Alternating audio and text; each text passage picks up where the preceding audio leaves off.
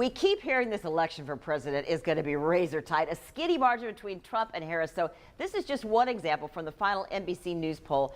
It shows nationally both candidates are just tied, dead heat tied, 49% each. And we know in Georgia, Georgia's one of the swing states. You guys could help decide this election tonight. It's very critical. So let's talk now with our political expert, John Daigle.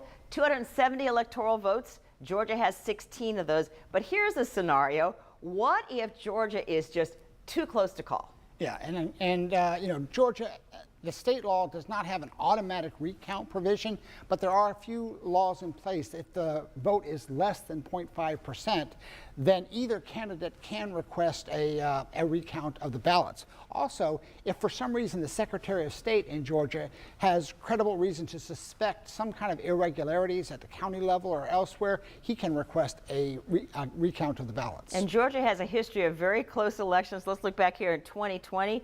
Biden won by just 0.23%, which is roughly, 11,779 votes. It was disputed by Trump, but that was still really close. This 0.5% in raw numbers is about how many votes in Georgia? It's somewhere between 200, 250,000 votes. And the reason why that looks so different is because there's just been a population in Georgia has continued to grow since 2020.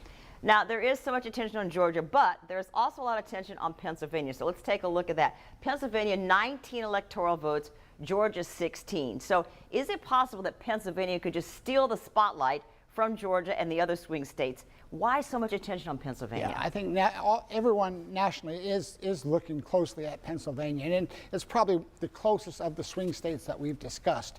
We know both candidates finished their closing arguments in Pennsylvania yesterday, and I think it's very representative of a lot of the votes in general. Pennsylvania is a state with two big metro areas, Philadelphia and Pittsburgh. Those areas are reliably blue, and then most of the other state, they're more rural agricultural areas are reliably red. So a lot of it depends on how much turnout the Democrats get in those major urban areas and if it's enough to offset the votes out in the more rural areas of the state. And you may remember last presidential election, we were all waiting and waiting and waiting for Pennsylvania. A couple of days went by. This time, as I understand, they have tried to speed up their process. Yeah, there's been some new rules passed since 2020, which basically does speed it up. But still, in Pennsylvania, they can't begin prepping the absentee votes and the early ballots and stuff like that until Election Day.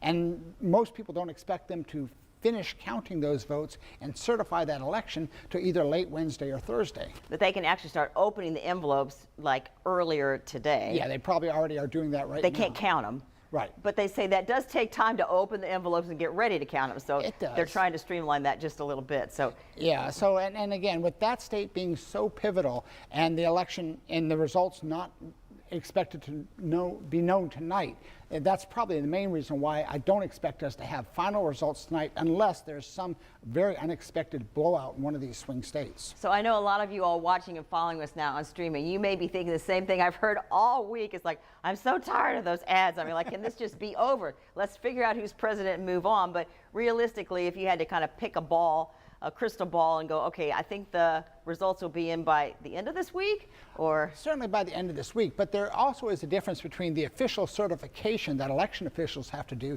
and calling the race, which is usually done by the Associated Press or media outlets. It's very likely that the media may call the race tomorrow or early Thursday based on what they've seen in exit polling and other data they have that show that one candidate or the other is the likely winner. And I've heard some people say, you know, I'm going to try to stay up all night if I need to. I'm not even going to set an alarm for tomorrow morning. I mean, is there any point in doing that, or realistically, we're not going to really know overnight? Well, I think the only scenario where we would know tonight is if the results in one of these swing states indicated that one of the other candidate had an overwhelming majority and the media were to call the state tonight and then basically, as has happened before it's actually certified, basically everybody assumes they know the winner.